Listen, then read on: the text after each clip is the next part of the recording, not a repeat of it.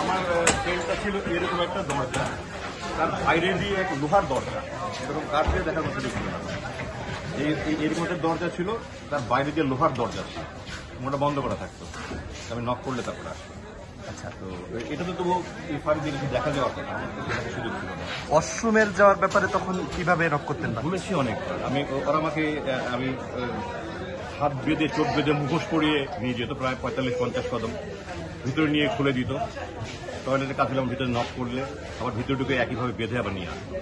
এবং আমি বলেছি প্রায় 42,000 বার আমার চোখ হাত বাঁধা হয়েছিল, মুখ ঘা হয়ে গেছিল, ওষুধ দেওয়ার পর ওই ঘা আরো বেড়ে গিয়েছিল ভাবতে ভাবতে। আমার এই যে এখান দিয়ে দেখেন চোখ টুটতে গেছে, আমার সব ওষুধ ওই ঘায়ের কারণে। এগুলি কষ্ট বলে শেষ করা যায় না।